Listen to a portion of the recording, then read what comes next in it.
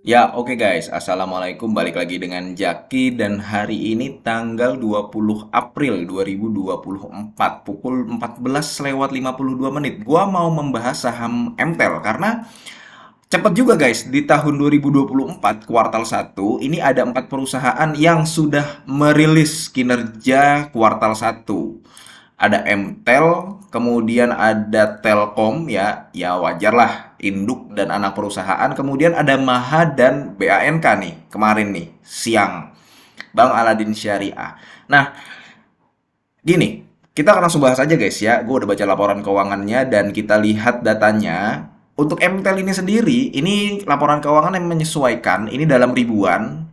Setelah dia IPO, ini dalam jutaan. Jadi dalam gua giniin aja lah guys lah nih, dalam ribuan dan jutaan nih guys. Lu paham lu guys ya. Jadi kalau ini tinggal tambahin nolnya 3, ini tinggal nambahin nolnya 6. Kita lihat dari ekuitasnya. Ekuitasnya bertumbuh ya guys ya. Kemudian kita lihat dari liabilitasnya juga terpantau aman dengan DER-nya ya kira-kira berapa DER-nya ya. DER MTEL nih gue cek.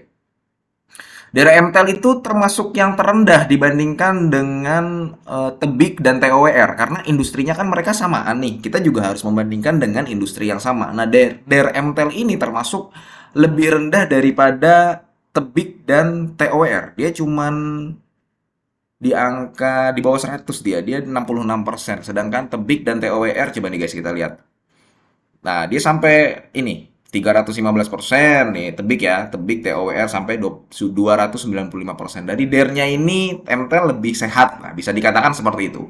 Oke, kita ke pendapatan operasinya. Pendapatan revenue dari MTEL itu tadinya 6,8 triliun, 7,7 triliun, 8,9 triliun dan sekarang berpotensi bisa mencatatkan ya 9 triliun lah. Optimisnya 9 triliun ya. Bahkan syukur-syukur mungkin kalau di kuartal 2, kuartal 3 dan kuartal 4 oke bisa sampai 10 triliun. Tapi itu terlalu inilah 10 triliun mungkin di tahun 2025. Nah, otomatis karena pendapatannya meningkat perlahan, ingat guys, perlahan. Jadi ini pendapatannya tidak meningkat signifikan. Perlahan laba bersihnya juga meningkat dan otomatis EPS-nya juga meningkat secara perlahan itu guys. Kemudian dari pernya dia tadinya di 49 jadi 35, dari kemudian jadi 29, sekarang ada di 23. Price to book value-nya juga lama-lama makin mengecil karena seiring dengan penurunan harga sahamnya. Ekuitasnya meningkat secara perlahan. Nah, ini berkali-kali gue ulangi perlahan guys ya. Ekuitasnya meningkat secara perlahan, sahamnya turun. Ya, mau tidak mau PBV-nya juga menurun. ROE-nya segini yang tadinya 4,10% menjadi 6% sekarang ya. Net profit margin-nya 23%. Net profit margin MTEL sudah setara dengan Tebik dan TOWR nih. Gue nggak ngerti ya, memang rata-rata net profit margin dari perusahaan seperti Tebik, TOWR, dan MTEL itu di angka segini nih, 23 atau 27. Ini kalau ada NPM yang di angka 10% atau 5%, lu mendingan tinggalin aja. Untungnya mereka sepertinya bersaing secara sehat nih guys. Untungnya seperti itu. Karena rata-rata memang di angka segini nih. Nih, ya. Lu bisa lihat guys ya. Kemudian return on assetnya ya sama tuh. Di 3%, di 4%. Dan MTEL, gue pernah buat video ini dulu. Tadi waktu ROA-nya masih di angka 2%, lu perhatikan ROA dari MTEL. Kalau dia meningkat setiap tahunnya, walaupun perlahan, itu berarti manajemennya serius dan bagus. Terakhir gross profit marginnya guys, kita bandingkan dengan di sini gua nggak bikin ya. Gross profit marginnya mencapai 52%. Coba kalau Tebik, Tebik itu gross profit marginnya adalah berapa nih?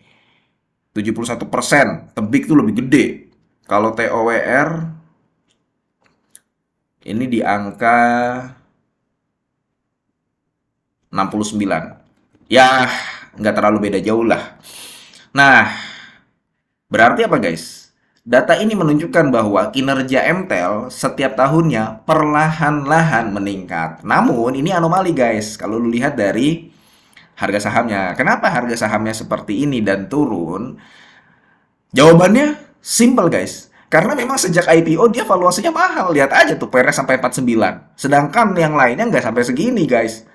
Nah, jadi penurunan MTEL ini bukan disebabkan karena si sahamnya dan perusahaannya itu jelek, bukan. Karena memang sedari awal MTEL itu mahal valuasinya, maka butuh waktu untuk menyesuaikan harga sahamnya. Nah, kemudian harga berapa si MTEL ini pantas dibeli, kan pertanyaannya seperti itu ya. Ini pemegang saham MTEL itu yang terbesar adalah Telkom. Nih, Telkom guys. Dia bisa dikatakan MTEL ini seperti Telkomsel. Ya dalam tanda kutip dia harus nyetor duit ke Telkom, dia dalam tanda kutip perusahaan sapi perahnya gitulah. Dia harus kerja untuk Telkom, sama lah kayak misalkan Astra dengan UNTR. UNTR harus kerja untuk Astra juga kan, dia anak perusahaannya. Nah, MTEL dan Telkomsel ya ini harus kerja untuk Telkom, otomatis ada potensi dividen yang dibagikan MTEL itu besar. Makanya di tahun 2021 apa 2022 gitu ya, MTEL itu membagikan dividen payout ratio 100%.